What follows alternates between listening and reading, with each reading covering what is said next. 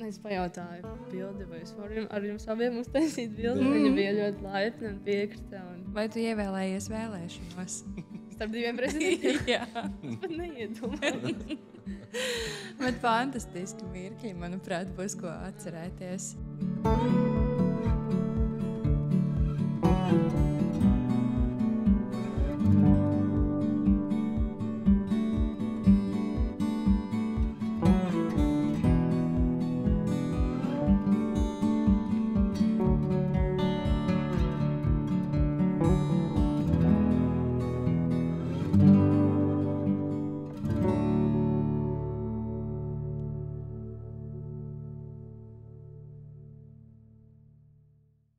Sveiciens visiem klātesošajiem.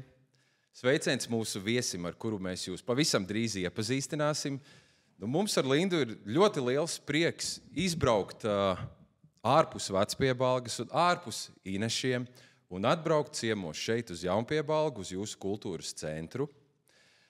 Starp citu, šim projektam, podkastam, Savējos sarunas, tāda arī bija tā sākotnējā doma un vīzija, ka mēs ne tikai runājam par to, kas notiek mūsu pagastā, bet mēs esam gatavi vismaz tādā tuvāko gadu nākotnē izbraukt arī pa visu Cēsu novadu un aicināt cilvēkus uz sarunām, bet ne vienkārši parastus cilvēkus, bet savējos, kas ir šeit auguši, dzīvojuši un kaut ko ievērības cienīgu arī atstājušais sevis. Un šis te projekts Savējos sarunas podcasts, kā jūs šobrīd šeit redzēt, tas ir radies pateicoties Eiropas finansējumam, LADA atbalstam. Un tā mēs šeit esam. Un mums ir gadā jāizveido vismaz 5 raidījumi, tā kā mēs ļoti labi ejam šim te visam scenārijam līdzi un tiekamies un runājam ar īsteniem savējiem. Un, ja mēs runājam par šo te projekta nosaukumu dokumentējot šodien, tad tā ideja arī mums ir tāda, ka mēs dokumentējam reāli šo brīdi, lai atskatoties, pieņemsim mūsu nākamajām paudzēm un atskatoties uz šo brīdi, lai būtu tā sajūta, ka mēs tiešām esam to dokumentāciju arī veikuši. Un tas arī paliks vēsturē, vai ne?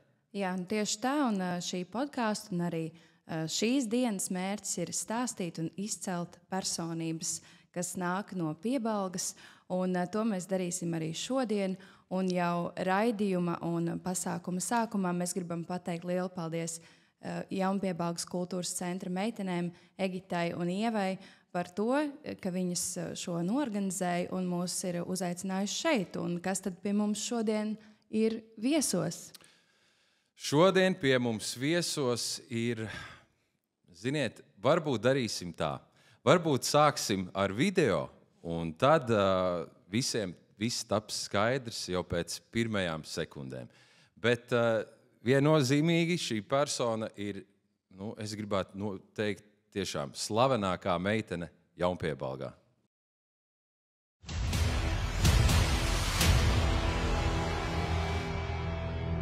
Apzinīgākais audzēknis, kāds man ir bijis, jau visu to, ko es dodu, to viņa paņem pretī, izpilda.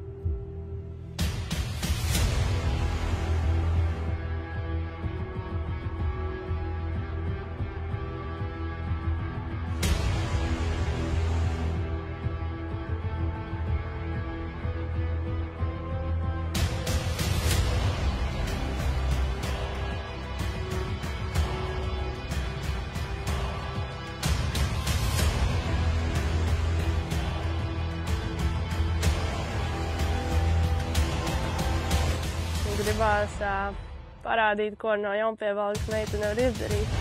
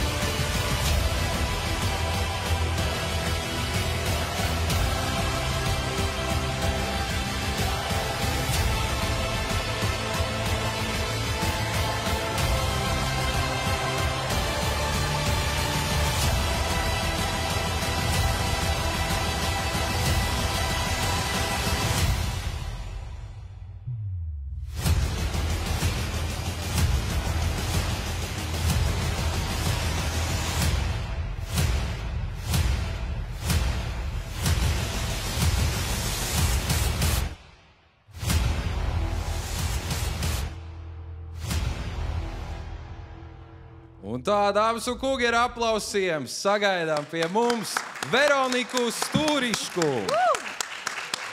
Jaunpiebaldzēniem noteikti, ka nav jājautā, kas viņa ir, bet tiem varbūt, kas Veroniku redz un satiek pirmoreiz, tad Veroniku jūs noteikti iepazināt Olimpiskajās spēlēs. Pirmā jaunpiebalgas meitene Olimpiskajās spēlēs no šīs puses, vai ne? Tā sanāk, laikam. Nu, vismaz pārstāvot šo sporta veidu.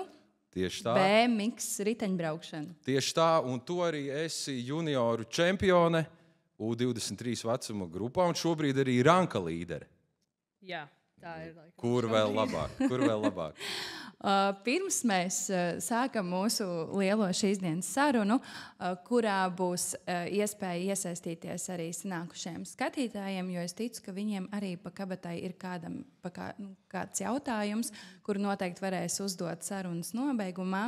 Tā kā variet apdomāt, jo, manuprāt, tā ir tāda unikāla iespēja. Es ticu, ka šis periods tev ir gan jau spraigs, bet varbūt arī tieši tāds miera periods, to mēs uzzināsim. Bet mēs vispirms vēlētos tev uzdot tādus kā ekspresa jautājumus, iesildīšanās jautājumus, uz kuriem tev jāatbild ar vienu vārdu. Vai esi gatava? Jep. Nu tad sākam. Kāda ir sajūta, kad ir gūta uzvara? Nereāli. Kāds ir tavs mīļākais ēdiens? Omes. Nu, nevis omes pagatavotais. Omes pagatavotais. Man vienu vārdu. Nu, vienalga, ko man liek galdā, tas ir labi. Nu, Super. Saprotu, zinu to sajūtu. Kas ir svarīgākais BMX ekipējuma priekšmets? Noteikti, ka ķivere. Un arī rītenis varētu būt. Nu. Drošība pirmajā vietā. Jā. Iecienītākā trase Latvijā? Nu, Valmieras, Māra Stromberga BMX trase. Viena no vienīgajām, kur ir 8-metrīgais starta kalns. Okay. Tavs iedvesmas avots? Mamma.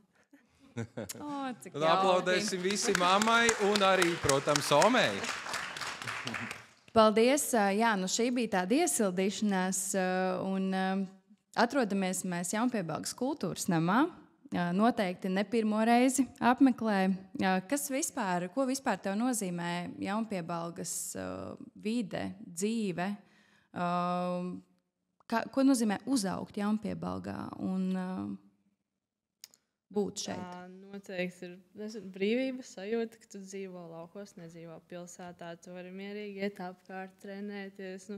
Var iziet jebkurā brīdī ārā pa šo pašu celiņu, un tev neviens netraucē, nav luksaforu, kas tevi aptur vai kā. Un vienkārši skrien vai brauc ar riteni pa to Piebalgu. Viņa ir gara un ir vieta, kur trenēties visu laiku, un arī pa laternām braukt. Bet kā ir būt šeit Jaunpiebalgas kultūras namā? Kad pēdējo reizi tu biji uz kādu balli šeit? Uz balli? Jā, vai ir nācies? 6. oktobrī manā vārda dienā. Tikko kā. Jā, tas bija īsts brīdis. Bet jā, tā laikam bija arī iepriekšējā reize, kad šeit bija. Jā, un kā ir, tad tu teici, Jaunpiebalga ir gara un jau pieminēji riteni, un kā tu nokļuvi līdz tam, ka tu ķēries pie riteņa stūres? Nu, sākumā gāju 1. klasē, un mamma gan jau ka Piebaldzēnā vai Druviņā redzēja aicinājumu, kad var sākt trenēties BMX riteņbraukšanā, ka Vecpiebalgā ir BMX trase un ka aicina bērnus un jauniešus iet trenēties. Un tad viņa mūs ar brāli aizveda, un tā arī tas pats sākums sākās. Un tad kādu brīdiņu mēs pabraucām. Es neveiksmīgi salauzu roku. Spēlējot futbolu. Spēlējot futbolu pagalmā. Tad beidzās mana karjera. Pagāja kādi 5 gadi, 4-5. Un es biju ciemos pie sava brālēna, kurš vēl joprojām brauc tieši ar BMX, bet tikai smiltenē. Man ļoti sagribējās, viņš man nedarīja izbraukt savu riteni, un tad es gribēju savu riteni, un es gribēju pa to trasi izbraukt. Un tā arī es uzrakstīju savam, vēl joprojām, kas man ir trenerim, un tā arī viss sākās, un vēl joprojām. Tu saki, arī brālēns brauca. Jums ģimenē vispār ar sportu tāda saistība vai vecākiem?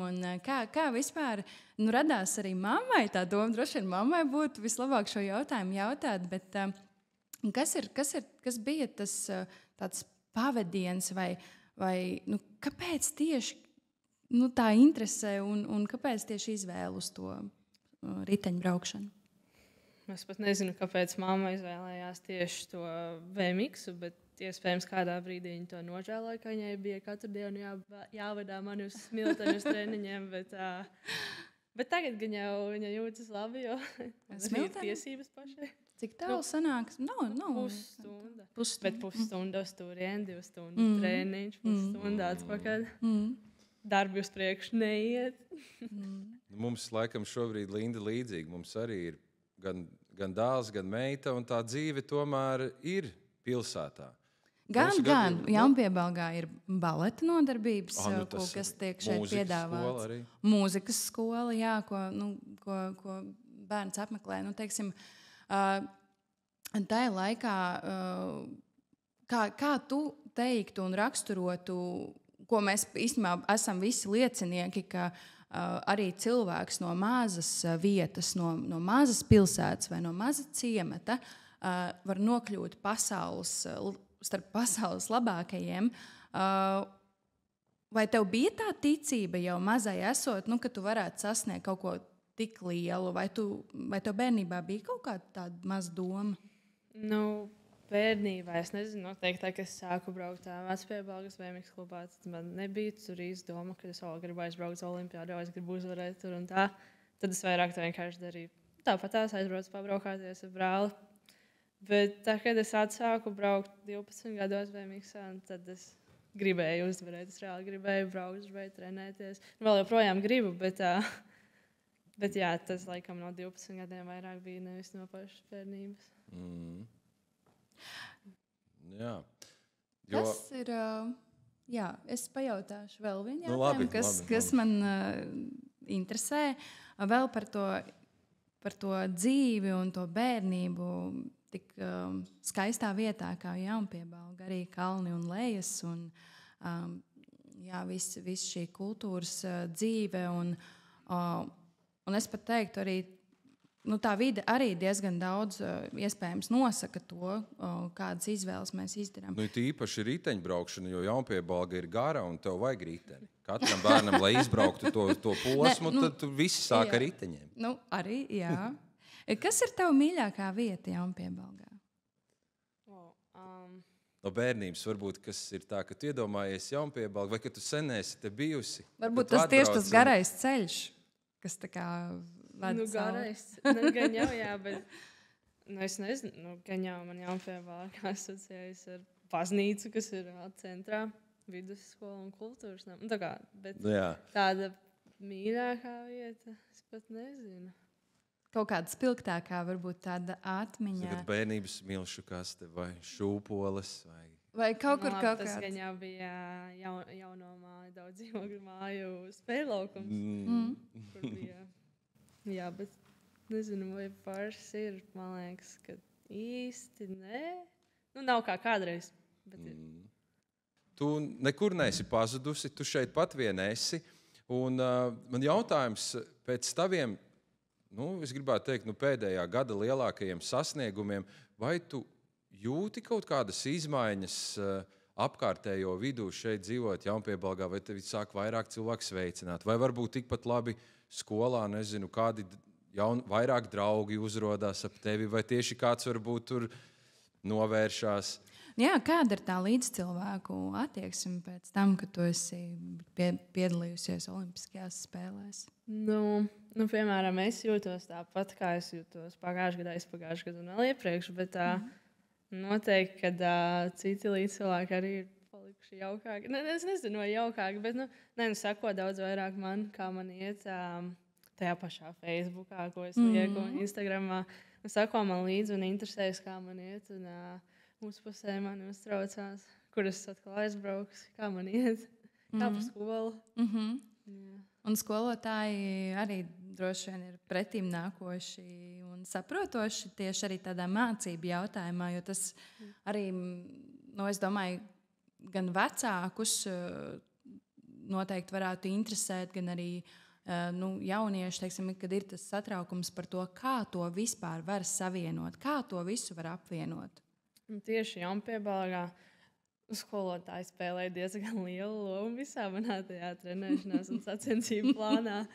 Bet, viņi bija super jauki un super pretīmnākoši, bet es domāju, ka tas arī bija atkarīgs diezgan lielā mērā no maniem, jo es arī nebiju tā, ka es viņiem tur spītējos pretī vai slikti izturējos. Es centos darīt, ko es varu, un arī parādīt sevi no labās puses. Nevis, ka es tur nedaru mājas darbus, vai es tur speciāli bastoju stundas, vai arī runāju pretī. Labi, tu to arī tagad esi pierādījusi. Gan jau arī savā karjeras laikā, tev līdz ko tu sāki teici, 12 gadiem profesionāli trenēties, tu visu laiku biji tajā topiņā, spicītē, ja, Latvijā. Ja tas ar ceļš nebija tik rožains, lai tiktu, kā mēs tagad vislielākie tavi sasniegumi, manuprāt, ir būt Olimpiskajās spēlēs un piedalīties tur ar ne jau vairs meitenēm, ar profesionālām jau atlētēm, bet kā tev tas ceļš ir gājis, vai tā līdzeni, vai tomēr ir bijuši arī tādi sarežģījumi? Tad, kad 12 gados sāku, tad es braucu tikai Latvijā, un pirmajā gadā pat mēs nebraucām uz nekādiem Eiropas vai pasaules čempionātiem, tad tikai pa Latviju, un tad vēl bija mana sparinga partneri, tāda Līva Glāzera no Valmieras, un tad mēs katrās sacensībās tur cīnījāmies, kura būs pirmā un tā. Un viņai jau bija pieredze pasaules čempionātos un Eiropas, viņai bija izcīnītas vietas, un tad es cīnījos ar viņu, un tad, man liekas, tad bija Covid. Tas bija grūtākais laiks, kāds ir bijis. Mājās ārā pa jaunpiebalgu skriet tajā tumsā rudenī. Tas bija briesmīgi. Un trenēties vienai. Bet gan jau tas tagad palīdz, jo es esmu nepieradusi, bet gājusi cauri tam. Un tagad es varu vieglāk mājā pati trenēties, nesagādāt tādas problēmas kā iepriekš. Bet un pēc Covid laika, tajā pirmajā gadā mēs braucām uz Eiropas čempionātu, kurā es izcīnīju pirmā vietu 16 gados, 16 gadu grupā. Un tas bija tāds pirmais lielais sasniegums. Kaut gan pirms tam mēs tomēr bijām uz pasaules čempionātu, kas bija, man liekas, Beļģijā. Un tad es arī iebraucu finālā, savā pirmajā pasaules čempionātā iebraucu finālā, kas arī pusfinālā. Visi bija šokā, jo tur es pirmo reizi un tā varu aizbraukt. Un es paliku 5. un tajā gadā arī Valmierā bija Eiropas čempionāts, kurus tiku uz piedestāla un biju 3. Kas arī bija nereāli, jo es vēl nesapratu, ko tas nozīmē. Un tas viss likās, tās emocijas bija crazy. Jā, runājot par emocijām, viennozīmīgi tu biji uzmanības centrā gan pirms olimpiādes, gan arī pēc. Es sniegusi daudz intervijas. Un super, ka tagad tu vari būt arī šeit savā mājas trasē, varētu teikt, ar saviem cilvēkiem. Un tagad, skatoties uz to laiku un pārdomājot visu to posmu, pirms un pēc olimpiādes, kādas ir tavas tie lielākie varbūt ieguvumi un tās atklāsmes pēc tā posma, vai nav arī tā, ka tas ir tomēr bijis kaut kāds atskaites punkts tavā dzīvē, un tagad arī tev ir skola šogad jāpabeidz, vai ne? Es jau pabeidzu skolu. Tu pabeidzi jau, ok. Skaidrs, bet viss arī skolas beigšana, olimpiāda, viss tev ir tā saslēdzies. Un, kas varētu būt tā tava lielākā atziņa varbūt pēc šī laika, pēc šī posma? Šogad grafiks bija ļoti saspringts. Tā kā bija olimpiskais gads, pasaules kausa sākās jau februārī. Tas nozīmē, es aizbraucu prom uz Jaunzēlandi janvārī. Man tieši pirms 2 nedēļām bija palikuši 18 gadi, un mamma aizsūtīja mani vienu uz Jaunzēlandi, kas ir tālākā vieta, kur var aizbraukt no Latvijas. Pirmo reizi mani palaida uz Jaunzēlandi, un es aizbraucu tur uz 2 mēnešiem. Dzīvoju pie latviešu ģimenes, trenējos, sacensībās biju, un Un plus vēl skola un viss kopā. Un līdz vasarai es reāli biju visu laiku gan arī prom. Es biju maksimums mēnesi bijusi mājā, visu laiku prom. Tas iespējams arī daudz deva un norūdīja mani. Vai arī, nezinu kādā ziņā, bet būt visu laiku prom no mājām. Un mājas ļoti pietrūka. Un tagad ir tik labi būt mājās beidzot. Man liekas, tik patīkami to dzirdēt arī pašiem jaunpiebaldzēniem. Un tu piekritīsi, ka teiksim, tāda panākuma atslēga droši vien varētu vilkt tādu vienādības zīmi ir arī tas, ka tu dari to, kas tev tiešām patīk. Un to tu esi uzsvērusi arī vairākās intervijās. Kādām ir jābūt īpašībām, lai tomēr sasniegtu tik augstus rezultātus? Kādam ir jābūt cilvēkam? Gan jau, ka disciplinētam jau nav tā, ka man katru dienu patīk braukt ar riteni. Tomēr? Ir arī dienas, ka tiešām? jo liekas, ka tev tas tik viegli. Iecelies un tev jāsēž 2 stundas mājā iekšā uz tā riteņa. Nav viegli. Un tāpēc tā disciplīna nāk lietā. Un tad es domāju, ar to arī var visu panākt.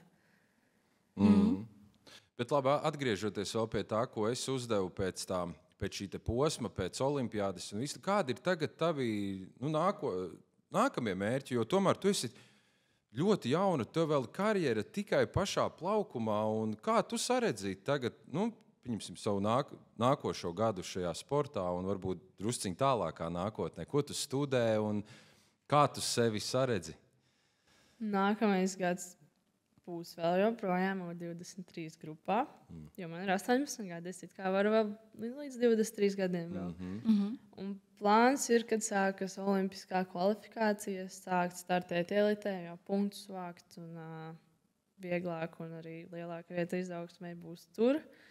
Bet kamēr vēl es varu sevi pilnveidot jau 23 grupā, jo nav arī tā, ka es, piemēram, pagājušajā gadā visās sacensībās pēc kārtas uzvarēju. Tomēr pasaules kausos no sākuma nemaz tik labi negāja, kas arī bija 23 grupās. Vienkārši viss saslēdzās tā, ka tieši galvenajiem mačiem viss salikās pa savām vietām un sanāca, jo to arī mēs gatavojāmies, bet pasaules kausos negāja nemaz tik labi. Tīri teorētiski tur arī varētu startēt jau pasaules kausos, vai ne? Bet tu labāk nestrept karst un pamazām pilnveidot sevi. Un tad jau noteikti, ka tas mērķis par nākošo olimpiādu visticamāk. Tas, jā. Uz Losandželos es gribu aizbraukt. Kurā gadījumā? Jā. Bet pastāstīju, jo es atceros no Māra Stromberga laikiem, viņš arī karjeras tieši to brīdi, kad viņš bija pasaules līmenī, viņš arī dzīvoja Amerikā. Vai tur ir potenciāls lielāks BMX-am un dzīvojot tur, braucot tur un gan ar sponsoriem, gan ar visu? Vai tu sevi arī varbūt saredzi nākotnē tur? Mārim ir draudzene un tagad jau sieva arī, kas ir amerikānietis, domāju arī. Tas bija diezgan liels iemesls, bet arī, protams, ka Amerikā, kur viņš dzīvo, tur var trenēties ārā, braukt riteni visu cauri gadu, ko pie mums nevar izdarīt, jo ir ziema, rudens, pavasaris, kuros nevar reāli braukt, bet dzīvojot Amerikā, tur visu cauri gadu tomēr trenēties tā riteņa, kas ir diezgan daudz dod. Bet, manuprāt, vajag arī atpūtu nedaudz, pa ziemu, kamēr, lai neapnīk. Jā, var apnikt. Un, liekas, tas ziemas periods ir labs laiks, pa kuru paspēt noilgoties pēc tā riteņa. Un kā tu pavadi to ziemas periodu, to miera savā ziņā periodu, un kas ir vēl tās papildus nodarbs bez tā BMX? Tā ir diezgan liela sastāvdaļa īstenībā no manas dzīves, bet patīk pabraukāt ar brāļu mašīnu, aizbraukt ar brāli uz kādu trasi ziemā, aiz ezeru. Viņš man dod pabraukt, un mēs esam šogad sarunājuši, ka es viņam kaut ko palīdzu, un mēs tā kā uz pusēm viņu dalām, bet es ceru, ka viņš joprojām atcerās par to. Man patīk braukt slēpot.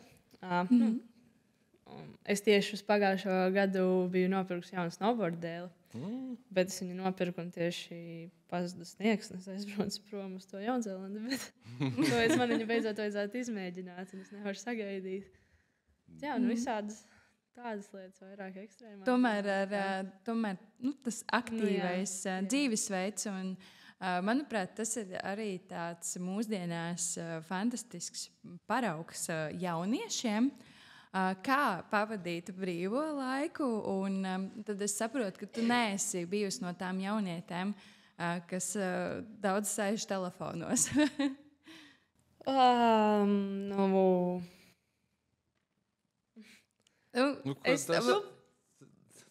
Tas nav, Linda, tā kā mūsu bērnībā. Tas ir vispār ne jau neiztrūkstoša lieta. Pilnīgi normāli sastāvdaļa. Nē, bet es nedomāju tādām mācībām vai tur par treniņu grafiku sastādīt, bet tādas, tur nezinu, izklaides. Saprot, ja Veronika ir aktīva arī sociālajos tīklos, tad viņa noteikti kā arī profesionāla sportiste nevar tikt nenovērtēta. Un tāpēc man tev ir jautājums, jo pavisam nesen mēs redzējām, ka tu esi izvēlēta starp tiem dažiem cilvēkiem, sportistiem, kuri tiek atbalstīti no Red Bull puses. Un varbūt pastāsti, ko nozīmē šī sadarbība ar Red Bull, jo kā es to uztveru, ja tu kā sportists parādies kādā no Red Bull video klipiem, pasaules līmenī, vienalga, kas tas būtu, tur ir pirmkārt, tev ir jābūt ļoti labam, un arī gan tā video montāža, gan tas izpildījums ir ļoti augstā līmenī. Varbūt pastāsti, ko tas nozīmē tev un vispār tiem Latvijas sportistiem, kuri ir izvēlēti, un kāda ir tā, labi, neiztirzāsim līguma detaļas, bet tīri tā, kas ir varbūt bez finansiālā tas ieguvums, ko tu kā un pārējie Latvijas sportisti, ko jūs iegūstat? Jūs saprotat tikai daži. Jūs Latvijā esat. Kas ir Red Bull? Kas ir 6?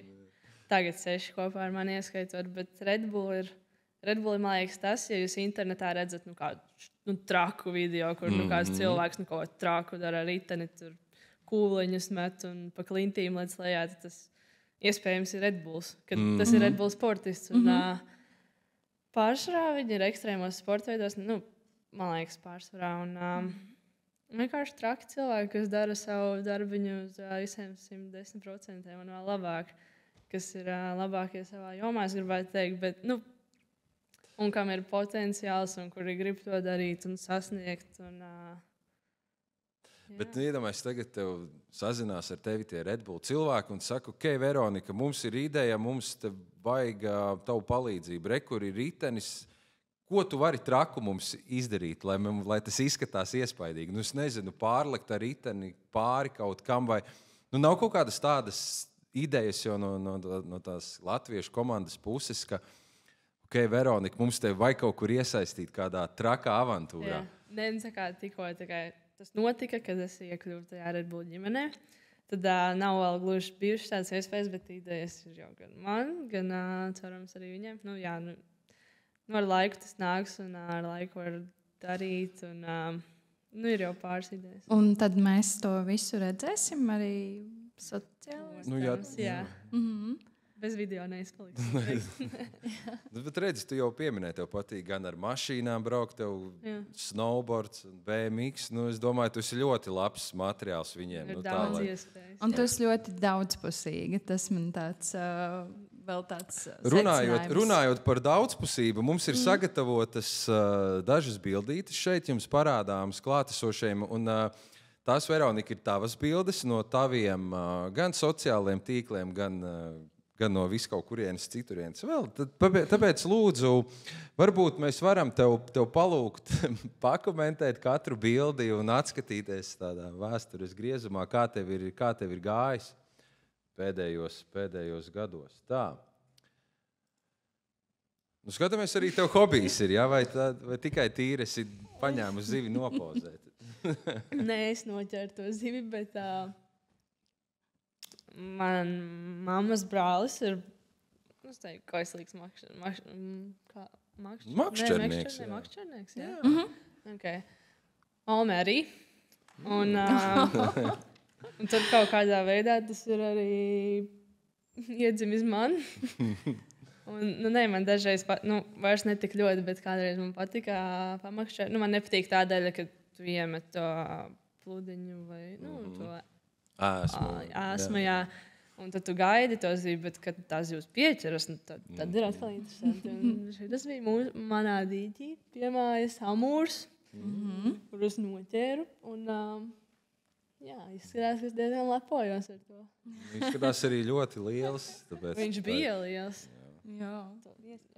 Bet visi jau zina triku par tām izstieptajām rokām. Jā, tas saprotu, es ņēmu vērā. Labi, kas ir šis pa brīdi? Vai tu vari atpazīt? Vai tu atceries? Pirmā pasaules kausa uzvara.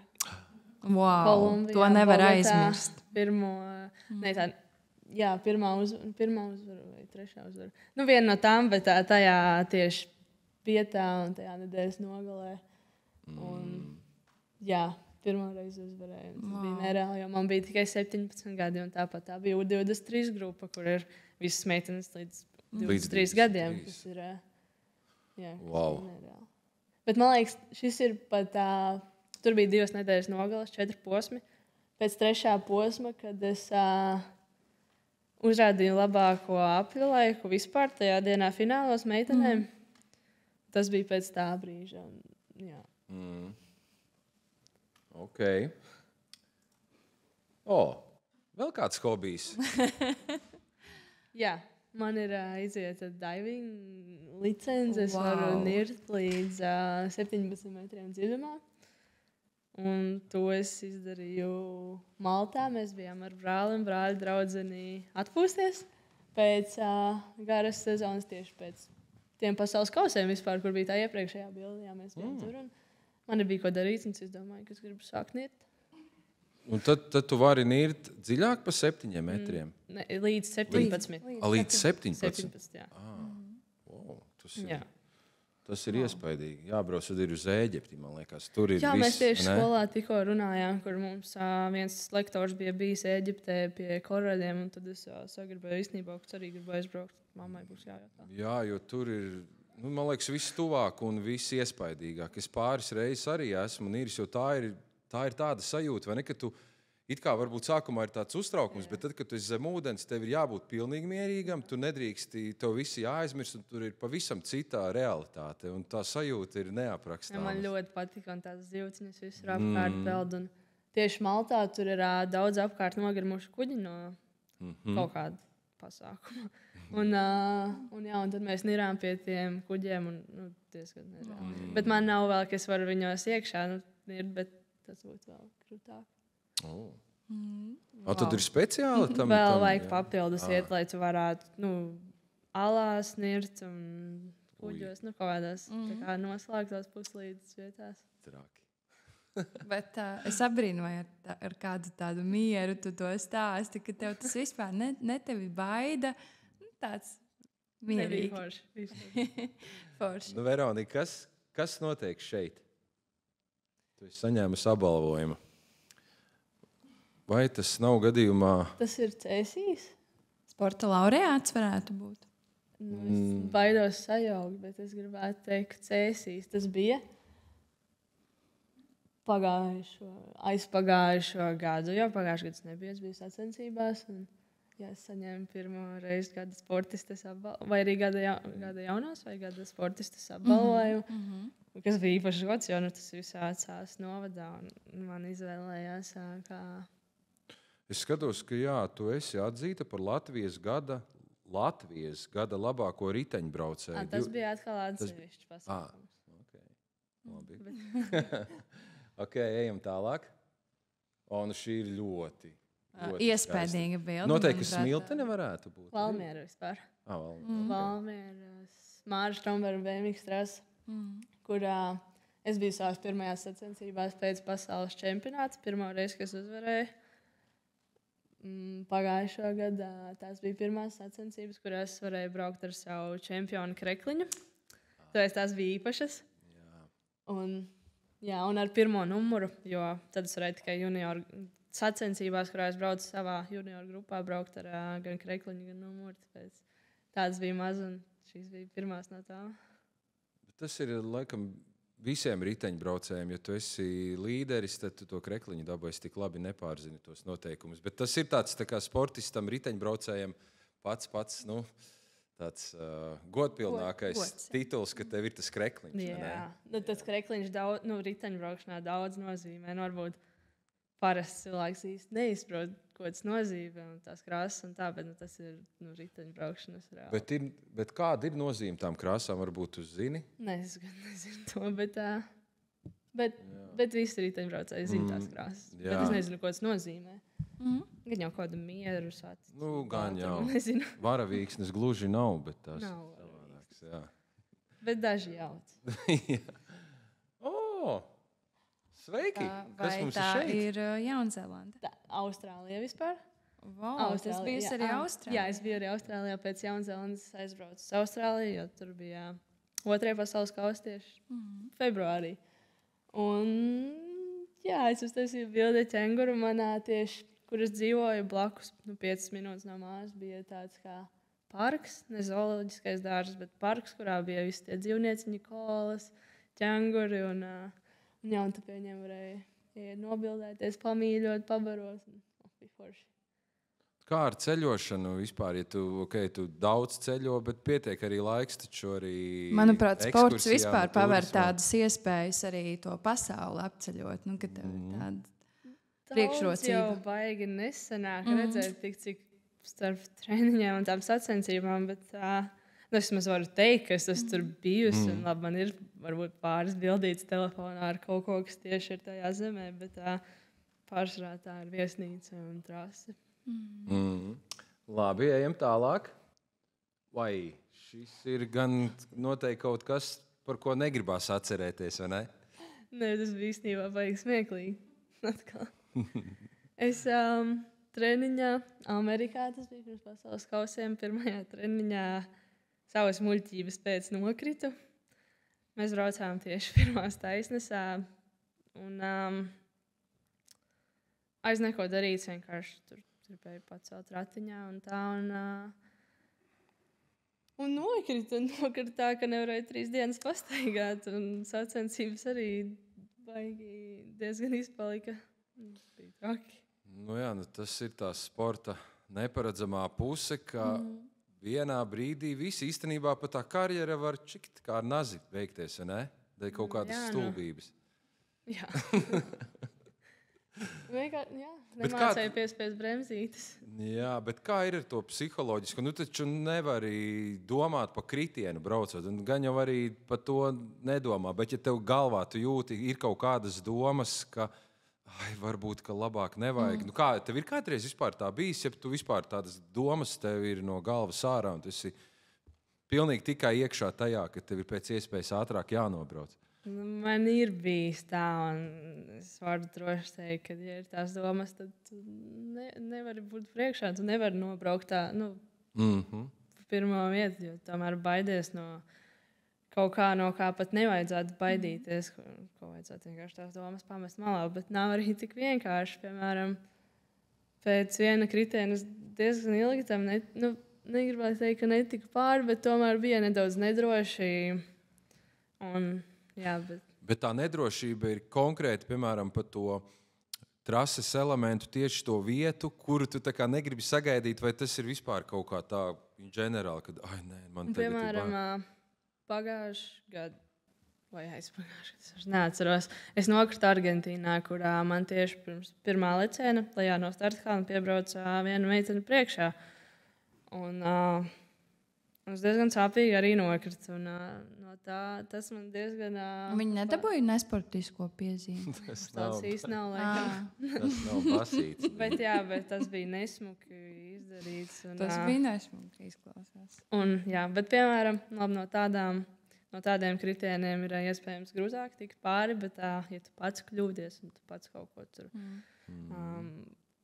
izdari ne tā, tad tam ir vienkārši vieglāk tikt pāri. Vienkārši tu zini, kas tev jāmaina un ko tev nevajag darīt. Un šajos gadījumos noteikti liels atbalsts ir arī treneris. Viņš māca atrast īstos vārdus dažreiz īstajās situācijās, lielākoties. Nu, labi, nu ko nu par to skumīgo skatāmies tālāk. Kas mums ir šeit? Parādam attieksmi, vai ne? Tas ir visiem skolas gadiem, kas aiz muguras. Bet tiem sliktajiem kaut kādiem brīžiem, kas ne arī skolotājiem. Ne skolotājiem, protams, jo arī tādi mums taču skolās mēdz būt. Nu jā, visiem tiem eksāmena pielaides darbiem.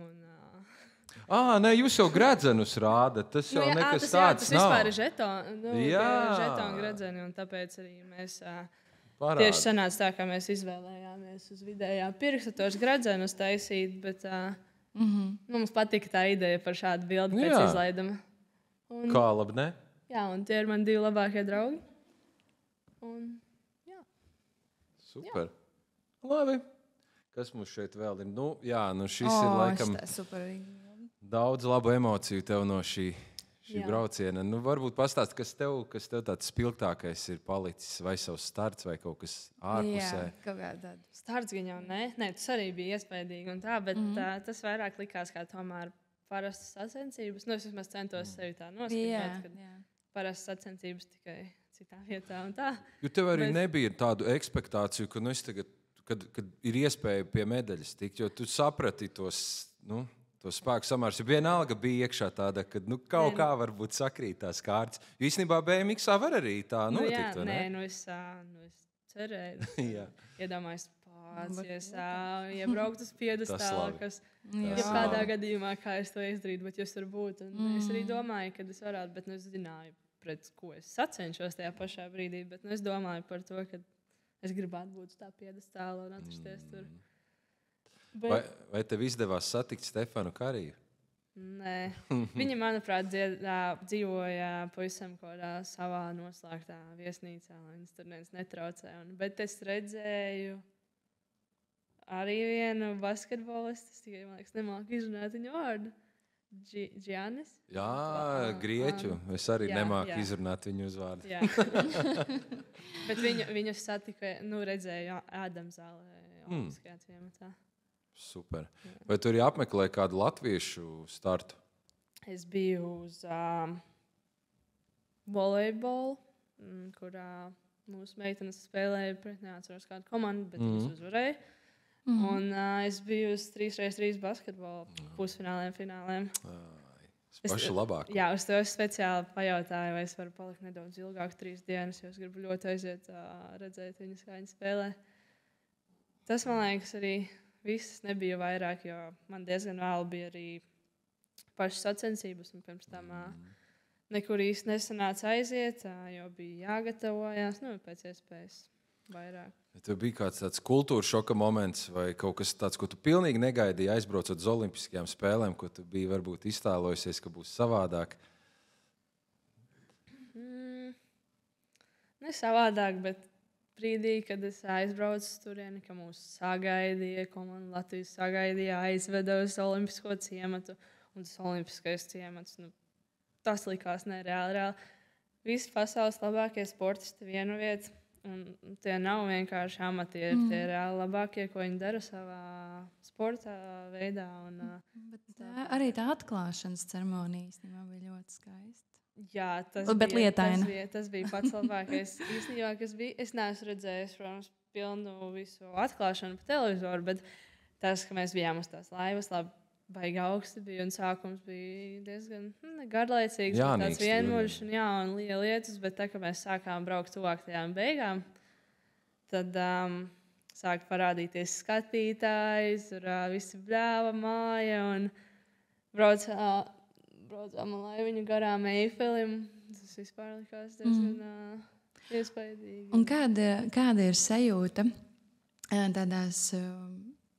tādā nozīmīgā notikumā kā Olimpiskās spēles, kad tev atbalsta latvieši, kad tu redzi savu ģimeni vai dzirdi, vai kad redzi to Latvijas karogu kaut kur, kad plīvo? Kāda ir tā sajūta? Man bija atbraukšu uz sacensībām mana ģimene, mamma, tētis, brālis. Brālēni 2, brālēns jau tēta brālis. Diezgan labs pulciņš ar atbalstītājiem bija, un tas iedeva lielāku motivāciju, jo man bija jāparāda, ko es varu izdarīt. Tas deva man iespējams tos lielāku spēku tomēr uzmīt to pedāli, bet beigās nesanāca tā, kā gribas. Bet gan jau tas, kad vairāk latviešu skatās, kad es pieejamāks, tas atkal dod tādu domas, ka tomēr viņus var pievilt un kad pēc tam tur būs atkal slikti, ka tur vēl nemāk braukt un tā. Bet, lai gan arī tev tur varbūt nepaveicās beigās, bet arī, redzot uzreiz pēc tam tās tavas intervijas, likās, ka tu arī izbaudīji to un arī nebija tā, ka tur ārprāts viss, karjerai liekam punktu, neizdevās. Tu taču esi tikai pašā sākumā un tik labi, ka tu šo pieredzi dabūji. Rekur arī bilde ar mūsu prezidentu. Jā. Kā jums tā izdevās satikties? Viņš bija atbraucis uz Olimpisko ciematiņu. Es zināju, ka viņš brauks, bet es nezināju precīzi cikos. Es zinu, ka viņš bija mūsu dzīvoklītī. Mēs vienā dzīvoklītī dzīvojām 8 meitenes, volejbolistas, es, šosejas riteņbraucēji un pārējās vieglietas. Un es uz to doto brīdi vēl gulēju. Un izrādās, ka viņš bija mūsu istabiņās ienācis. Man treneris rakstīja, ka viņš ir jūsu dzīvoklī. Nevar būt. Tad es nedaudz atveru vairāk tās acis un klausos. Tiešām izklausās, kur tāda dzirdēta balss. Jā, ko tu te? Labi. Un pazūd tā balss, izklausās, ka iziet ārā, es ceļos augšā, es apģērbos, nav tā, ka es apģērbos līdz galam. Es varu vaļāt tās savas durvis, un viņš pagaitani man nāk pretī. Labrīt! Cik labs rīts iesācies. Tad es ātri sataisījos, un tad mēs gājām uz olimpiskajiem riņķiem fotografēties. Un tad arī vēl viens eksprezidents. Tas tāds mierīgāks šortiņos, tāda atpūtas režīmā ir. Šis bija pirms 3x3 fināliem. Sanāca. Es pajautāju bildi, vai es varu ar jums abiem uztaisīt bildi. Viņa bija ļoti laipna un piekrita. Vai tu ievēlējies vēlēšanos? Starp diviem prezidentiem? Jā. Es pat neiedomājos. Bet fantastiski mirkļi, manuprāt, būs ko atcerēties. Jā, man uzreiz kaut kad tu saki pirms tā fināla, es nezinu, tas basketbols 3x3, tāda kaut kā vilšanās, kā bija, es nezinu, piemēram, arī tas bija tāds, galvenais moments, ko visi gaidīja, un puišiem, nepaveicās, nesanāca tik labi iesāka, kā arī jūs, kā pārējie sportisti, jūs bijāt tā kā, teiksim, satikāt regulāri Latvijas delegāciju viens otru, vai tur uzmundrinājāt, tur samīļojāt, vai tur bijāt līdzās? Kāda tā atmosfēra tieši Latvijas komandai savā starpā? Mēs visi dzīvojām vienā mājā, tajā Olimpiskajā ciematiņā, katrs tur savā dzīvoklī un tā, bet mums bija Leo office, uz kuru mēs gājām skatīties pārējos startus un vienkārši pārējais Rīmī gardumus, kas tur bija atvesti no Latvijas un vienkārši parunāties. Un sanāca, un 3x3 mēs bijām gandrīz visa komanda, kas mēs tur bijām, un mēs tiešām atbalstījām savējos. Protams, bija bēdīgi, bet es ļoti lepojos ar viņiem 4. labākie. Tas arī nav slikti, 4. labākie pasaulē. Protams, viņam sāpīgi, bet mēs atbalstījām. Jā. Šī bilde arī izskatās no Olimpiskajām spēlēm, jā? Nē. Pastāsti vairāk. Nē. Mēs bijām ar mammu aizbraukuši. Šis ir Coldplay koncerts tieši Minhenē pēc olimpiādas. Mēs bijām uz Adēles koncerts, kas labākais, kādā es bijusi. Coldplayā un Taylorā Swiftā. Mums bija tāda kā... Wow. Man šķiet, ka mums ten ir... Koncertūra jums bija sava koncertūra. 4 dienās jums 3 koncerti. Wow. Super, jūs ļoti tuvari esat tikušas, laikam ātri jau ieradāties. Vai mēs 3 stundas pirms, man liekas, aizgājām un sēdējām pie tās skatuves. Mums tajā dienā īsti labāk nebija ko darīt, bet tad mēs gājām, mums bija mērķis, mēs gribējām būt pie skatuves, mēs arī bijām un nenožēloju. Bet koncerts arī bija kādas 3 stundas garš. Bija grūti. Jā, bet tu Paramoru iesildīji? Jā. tā grupa. Es teicu, tās vien būtu gatavas, bet kaut kā Īstenībā palaidu tik garām. labi bija, viņi labi iesildīja. Tā man arī viena no tādām top grupām. Bet, nu labi, runāsim par tevi, nevis par manām mīļākajām grupām. Reku pēdējā bildīte mums ir palikusi. Nu tad pastāsti par šo. Šī gada Eiropas čempionāts. Pasaules čempionāts bija pirms 2 nedēļām, kurā es arī izcīnīju pirmo vietu. No 8. celiņa es aizbraucu. Un tas bija tas punkts, kurā es ļoti gribēju mājās. Es negribēju vairs atrasties prom no mājās, gribēju tikai mājās, gribēju, lai ātrāk beidzas. Jo tomēr es biju gandrīz visu to gadu jau prom. Un tad mēs patiešām no Amerikas aizlitojām uz Itāliju, kur arī notika šis Eiropas čempionāts. Tās bija īstenībā grūtas 2 nedēļas, bet piespiedu sevi. Dzīvoju kopā ar Vīnotu Petersoni, kas ir mana, varētu teikt, komandas biedrene. Dzīvojām, trenējāmies, visu darījām, un pēc 2 nedēļām viss negāja labi, es teiktu. Un finālā es biju 8. celiņā, un bija pareizās domas, pareizā motivācija, pareizais noskaņojums, un es izdarīju to atkal. Kaut gan finiša taisnē, visu aplis bija 2. finiša taisnē, man izdevās tomēr uzmīt to ekstra minienu, un es varēju kāpt uz augstākā piedestāla. Super. Super. Nu, ļoti lielisks tāds bilžu apskats. Es teiktu, ka ļoti, ļoti bagātīga pieredze tev tavos 18 gados. Vienkārši fantastiski. Es domāju, ka mēs virzītos šobrīd pie publikas. Es ticu, ka ir kāds jautājums, kas kādu vēl interesē, vēl bez tā, ko tu jau esi pastāstījusi. Droši vien mēs iedosim arī mikrofonu, lai varētu ierakstīt šo jautājumu arī mūsu klausītājiem, skatītājiem, kas skatīsies raidījumu pēc tam. Bet tā kā lūdzu aicinām uzdot kādu jautājumu Veronikai. Es nezinu, kā ir ikdienā, cik bieži jūs viņu satiekat, pat Jaunpiebalgā vai Topiņā ir katru dienu. Bet, manuprāt, varbūt ir kāds jautājums. Paceļam rociņas, lūdzu, un tad Jā. Tu pieminēji ļoti sirsnīgi savu Omi.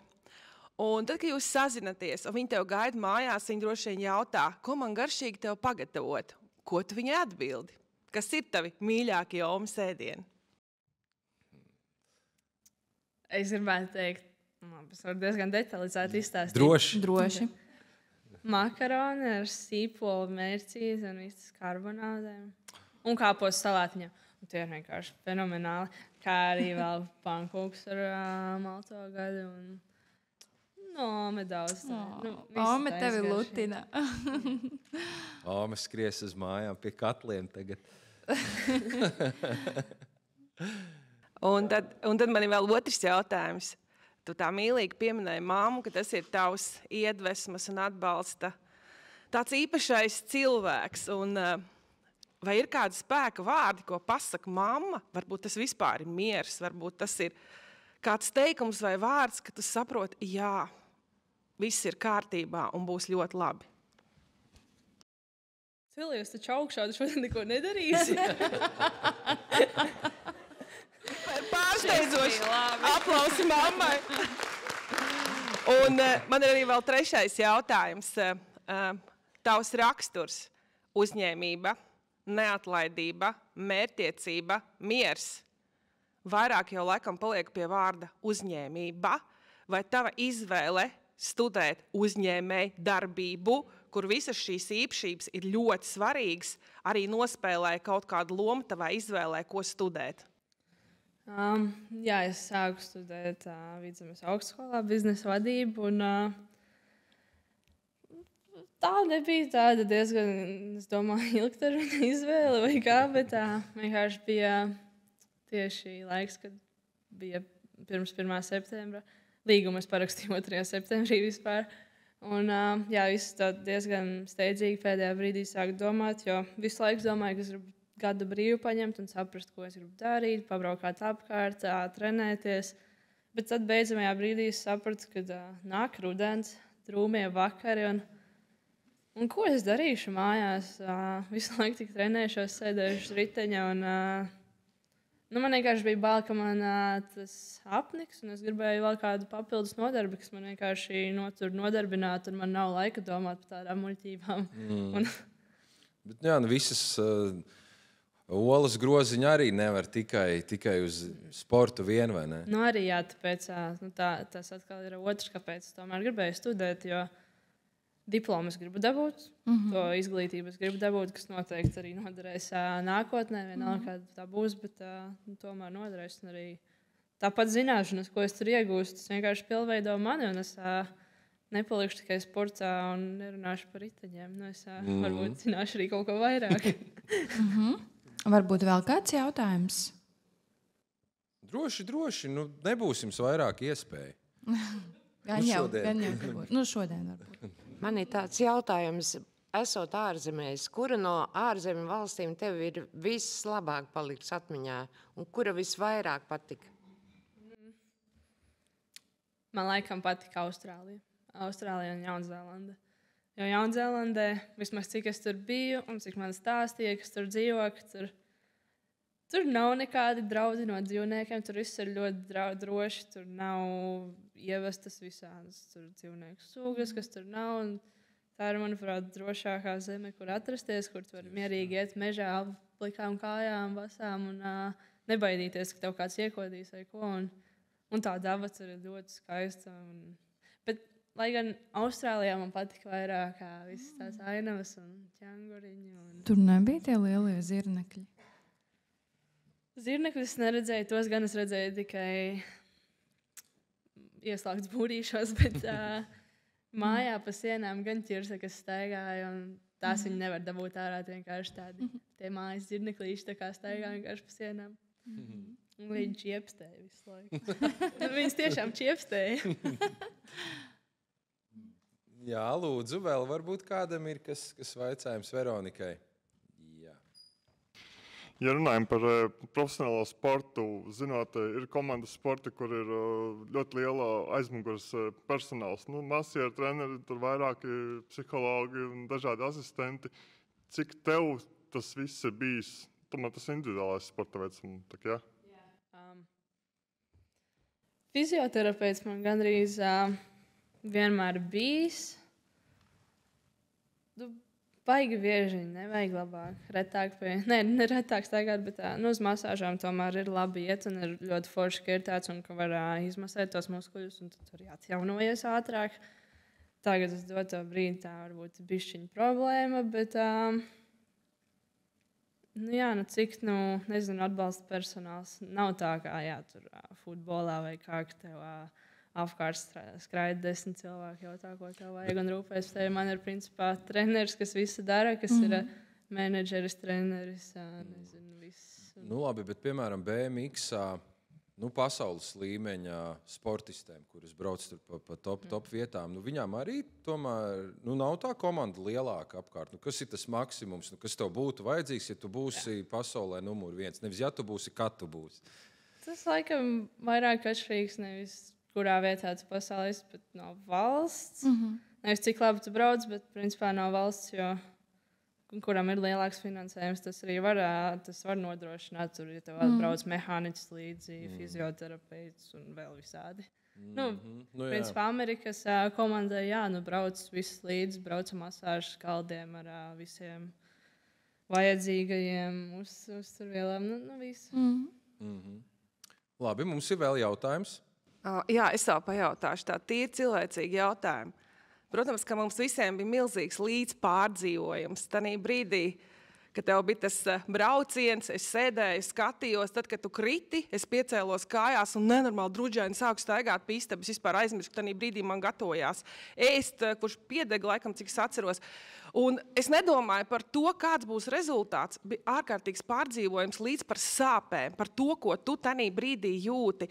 Mūsu visu mieram tu vari pateikt, ka ar tevi viss ir kārtībā, viss ir sadzīs un viss ir labi un visu var turpināt? Jā, es gribētu teikt, vairāk vai mazāk viss ir sadzīs un ir labi. Vēl es nedaudz mokos ar to kāju, bet ir jau daudz labāk un vēl ir palikuši kaut kādi defekti nelieli no tā kritiena, bet viss ir labi. Bet pirmā doma, ka es nokritu, bija, tā kā man ģimenei tribīnēs, viņi redzēja, ka es nokrītu, un tā kā man jāceļas augšā, un es domāju, ko mamma domā. Pēc tam mammai jautāja, tu nokriti? Es nemaz nepamanīju. Es filmēju līdz finišam, man likās, ka tu esi tā baltā ķiverīta. Es domāju, labi, par ko es satraucos.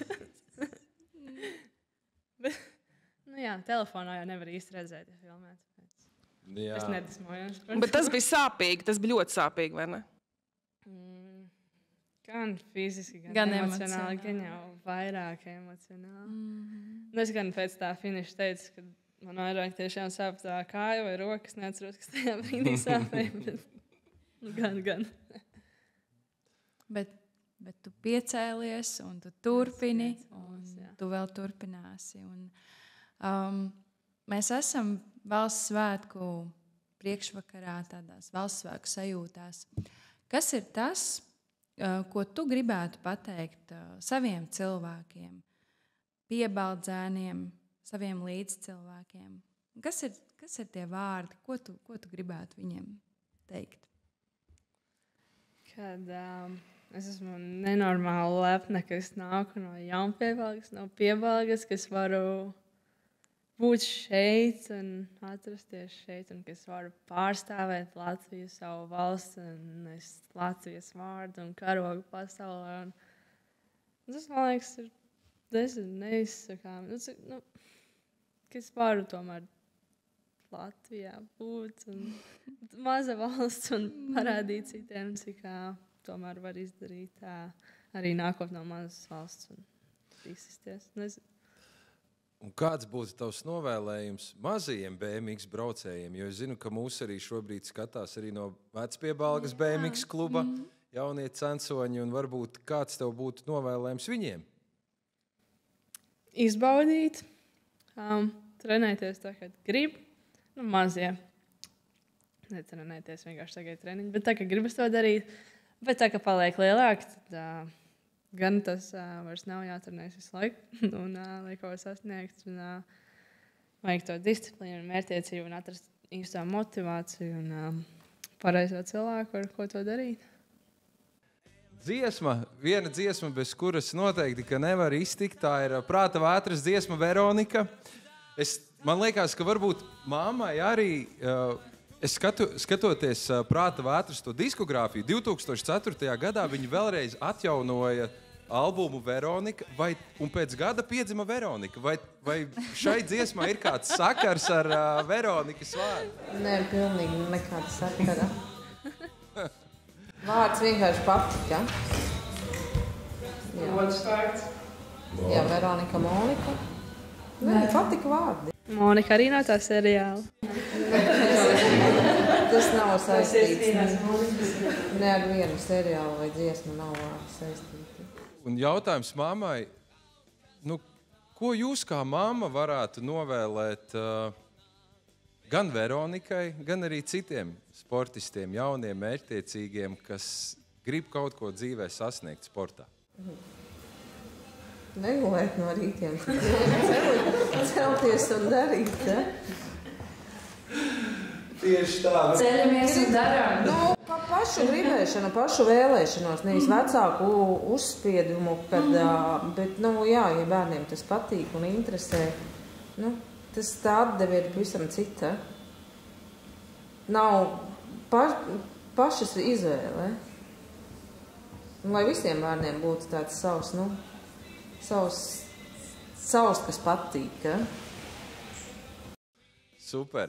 Liels paldies jums par to, ka šodien šeit bijāt. Paldies Jaunpiebalgas saimei, paldies, ka uzņēmāt. Un paldies, Veronika, tev. Es novēlu, lai tev tikai šie tavi sasniegumi ir tikai tas mazais atspēriena punkts, jo mēs tevi gribam redzēt šeit vēl, šāda tipa raidījumos. Mēs gribam redzēt daudz tavus sasniegumus, lielas uzvaras un, protams, medaļu Olimpiskajās spēlēs. Paldies, Veronika. Lielas paldies visiem skatītājiem, klausītājiem. Uz nākamo tikšanos reizi. Paldies.